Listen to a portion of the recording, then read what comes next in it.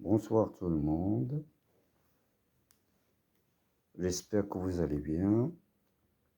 Après une longue absence, je tiens à remercier tous ceux qui ont fait confiance à notre page sur TikTok, sur Instagram, sur Facebook.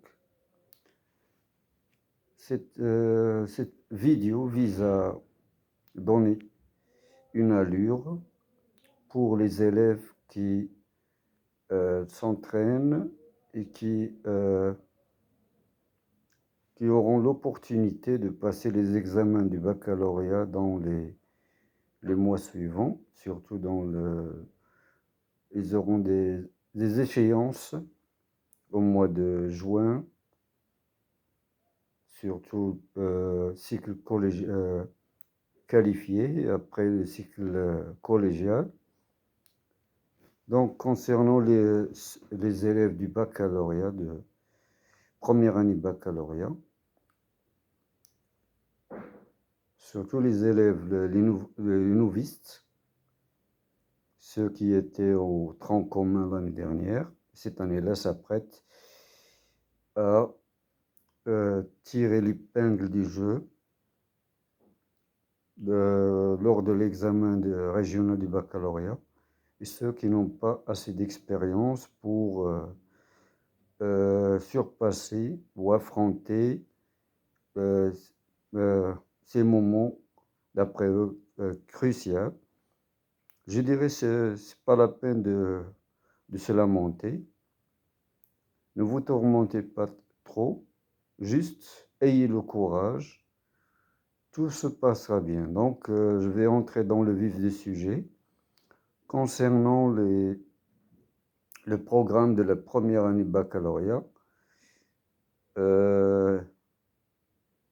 certains ont déjà fait la boîte à merveilles, d'autres qui ont fait l'Antigone, il y en a d'autres, surtout au mois d'avril, ou avant même le mois d'avril, ils ont entamé le dernier jour d'un condamné. Donc, je vais dire tout simplement que les trois romans, trois œuvres, malgré leurs divergences, malgré les différentes idées que les auteurs de différentes catégories, à savoir ceux du Maghreb, à savoir Ahmed Sfreoui, Jean Anouilh de France, avec la pièce de théâtre Tragédie moderne qui a été refaite une autre fois, parce que cette pièce de théâtre a été écrite en Grèce, dans l'Antiquité grecque, avec Sophocle, un philosophe et un dramaturge. Donc, et le dernier roman, c'est-à-dire du 19e siècle, de Victor Hugo. On sait davantage que Victor Hugo a fait ce qu'on appelle un amalgame entre la poésie qui engendre l'harmonie musicale, le rythme, le mouvement, la musicalité, les temps, etc., le souffle, les phrases longues avec l'alexandrin à rythme long, et avec ce qu'on appelle le suspense jusqu'au bout. Donc, je vais dire, pour simplifier les choses, pour le premier roman, savoir La boîte à merveilles, on a dit au préalable qu'il s'agit bel et bien d'un roman maghrébin qui décrit en détail, avec minutie, les activités de certaines personnes, à savoir certains métiers qu'on dit d'ordinaire traditionnels, les tapissiers, les coiffeurs, les médecins traditionnels, les arboristes. Nous avons aussi la peinture des marabouts, puisque l'auteur a mis le doigt sur un fait traditionnel. Lorsque les gens qui n'ont pas assez d'argent recourent à ce phénomène-là, savoir les charlatans, la visite des marabouts, pour acquérir ce qu'on appelle entre parenthèses la baraka, pour avoir aussi cherché la guérison, chercher des médicaments, soigner leur malheur, etc., etc. Nous avons aussi vu la différence entre l'école coranique, à savoir le Msid, et l'école moderne, avec l'entrée en matière de l'auteur ou le narrateur personnel, à savoir Sidi Mohammed, à un âge précoce. Il avait l'opportunité d'apprendre le Coran pour plusieurs raisons, à savoir maîtriser la lecture, la diction. Autre chose,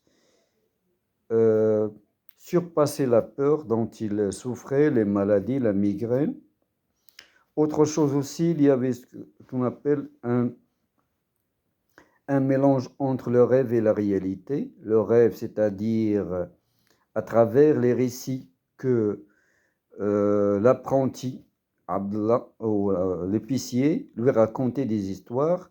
Et lui, en contrepartie, lorsqu'il revient à la maison, il met en jeu les petits bijoux, c'est-à-dire les petits jouets, avec lesquels il essaie de faire ce qu'on appelle un jeu de rôle, des princes, les princesses, les mariés, les aventures avec les petits bijoux, pour une seule raison, unique raison, c'est-à-dire ne pas se sentir seul, car même s'il avait une famille dont le père était un commerçant, mais en contrepartie, il avait une mère qui s'occupait seulement de ses querelles avec ses voisines, et les fêtes, le recours aux charlatans, aux visites des marabouts, surtout avec la venue de sa voisine, son amie Aïcha. Cette dernière vivait non loin du quartier où vivait le narrateur, et ils avaient l'occasion de leur rendre visite. Et à ce moment-là, l'enfant qui souffrait un peu de maladie, sous prétexte qu'il y avait ce qu'on appelle le mauvais œil, il a attrapé le mauvais œil. Donc l'enfant, à travers les visites de l'Aïcha, avait l'occasion de voir les marabouts, voir les charlatans, voir tout, Sidi Bourghaleb, etc., etc. Et en même temps, il coïncidait avec des pratiques, surtout la circoncision, la coiffure, le hijama, etc., et les bijouteries. Et l'enfant avait ce qu'on appelle un va-et-vient entre un sentiment de solitude, surtout au chapitre 1er, l'incipit, et un moment de joie qui est de courte durée entre le chapitre 5 et 6 et 7, c'est-à-dire les préparatifs de Ashura. Et après, nous avons l'enfant va passer des moments cruciaux avec la disparition de son père, c'est-à-dire qu'il va faire faillite. Et à ce moment-là, il va quitter la ville de Fès pour aller travailler et ramasser un peu d'argent juste pour subvenir aux besoins de la famille. Donc, l'histoire entre le chapitre 1 et le chapitre 12, là où le père va revenir, nous avons vécu sur ce qu'on appelle un cycle vicieux.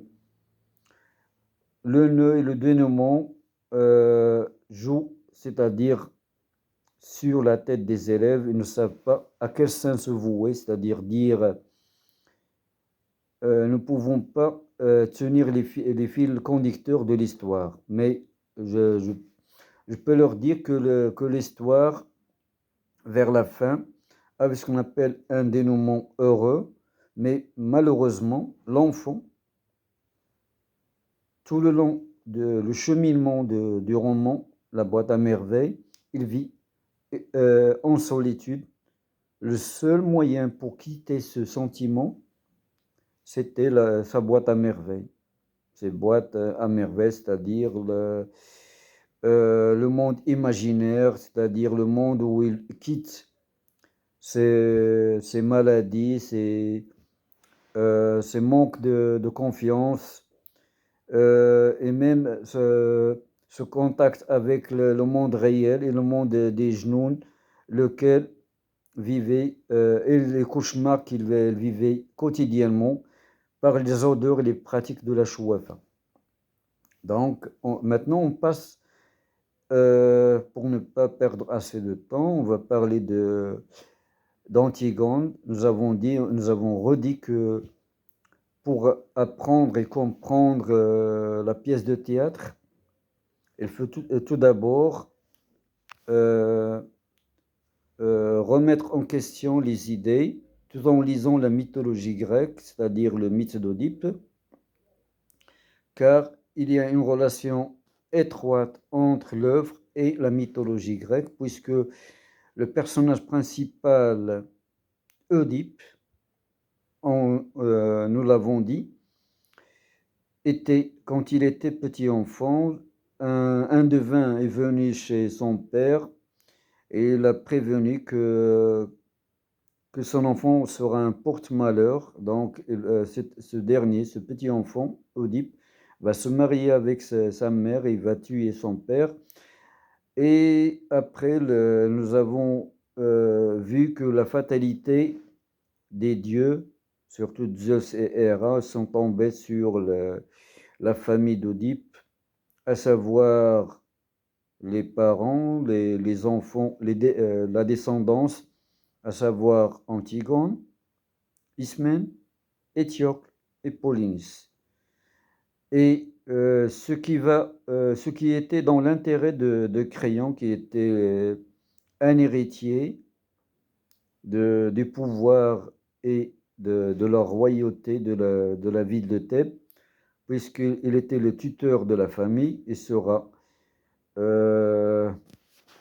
couronné roi. Donc, grâce à son pouvoir et sa force, il va instaurer une certaine loi.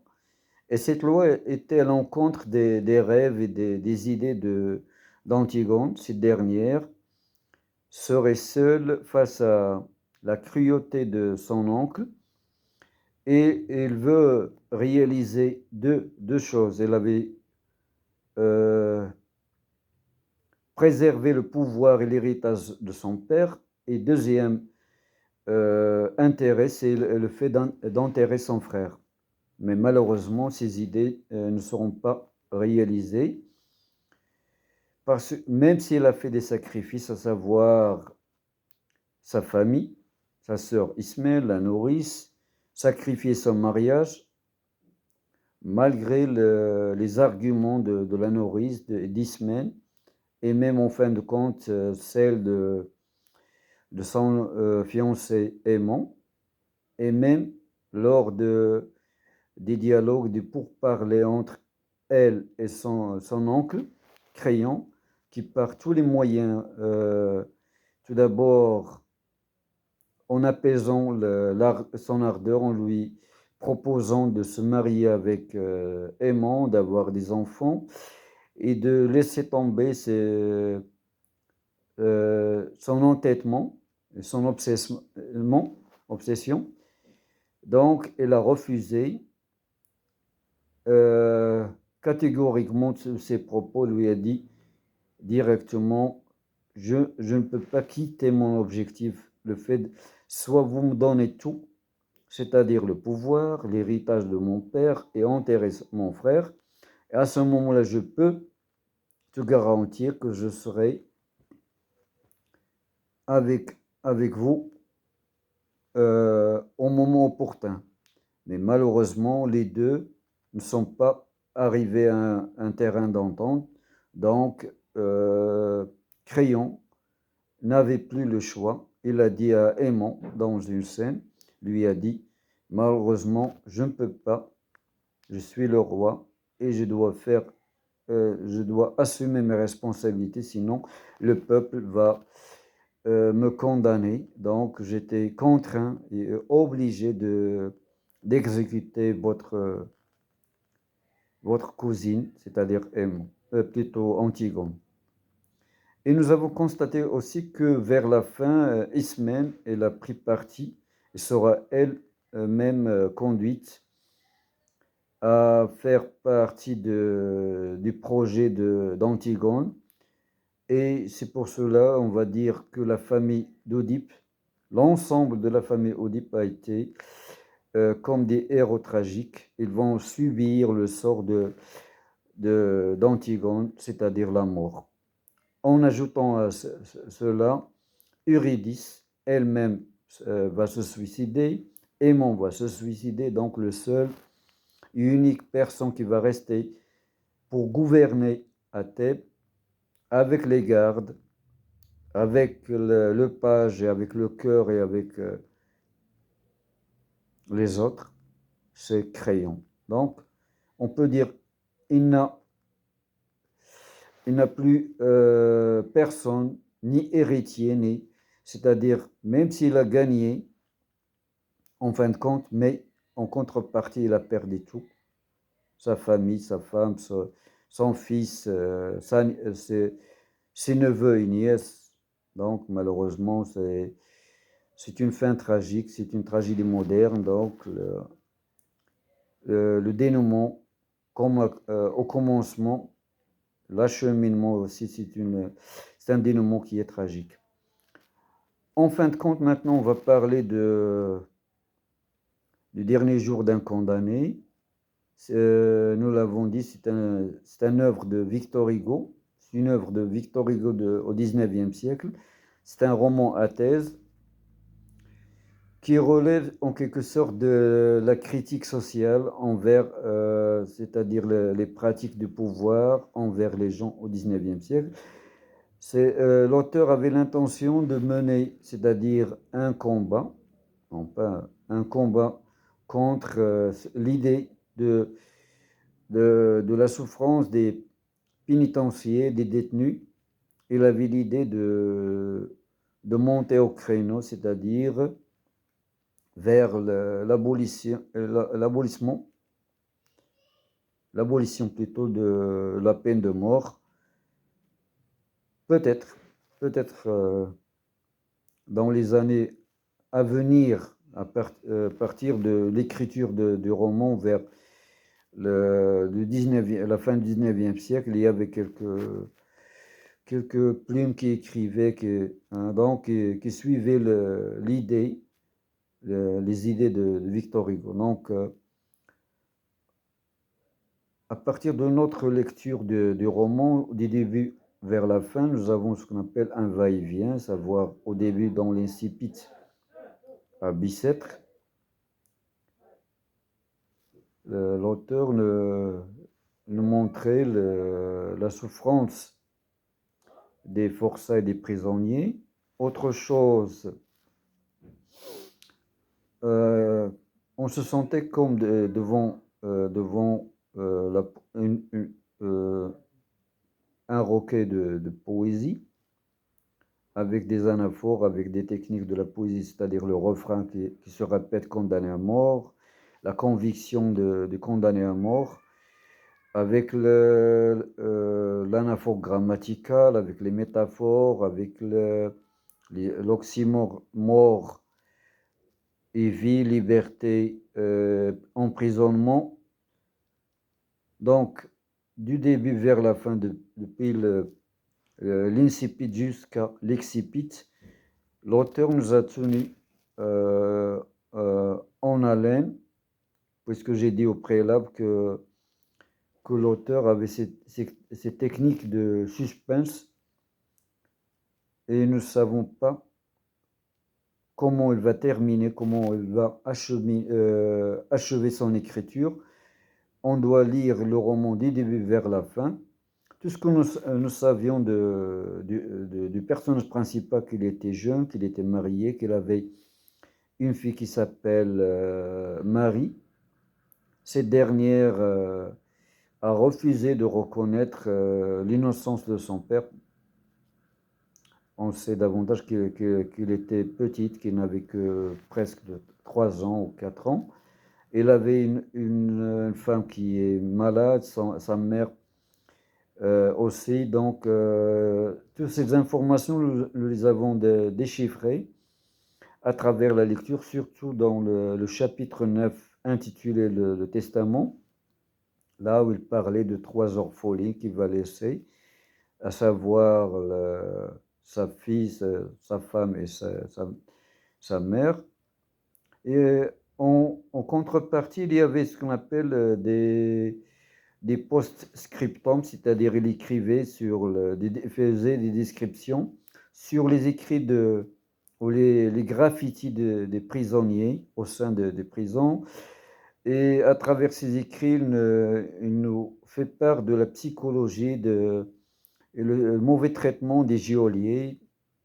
Et en même temps, nous suivons c'est-à-dire le cheminement de l'exécution du condamné à mort avant la tombée du verdict, à savoir les semaines qu'il a passées au sein de Bicêtre, et après ces transports à travers les prisons, le palais de justice. Vers la fin, on va le conduire pour faire la coiffure, pour couper la chemise, et vers la fin, il attendait d'être gracié, avoir la grâce, mais malheureusement, les 3 points de suspension qui terminent le roman vers la fin nous disent exactement qu'il va être exécuté. Donc, je ne vais pas trop m'attarder là, et je vous donne rendez-vous dans une prochaine vidéo. Je vais parler des techniques de la production écrite, quelques conseils pour les élèves avant l'examen. À bientôt. Merci d'avoir eu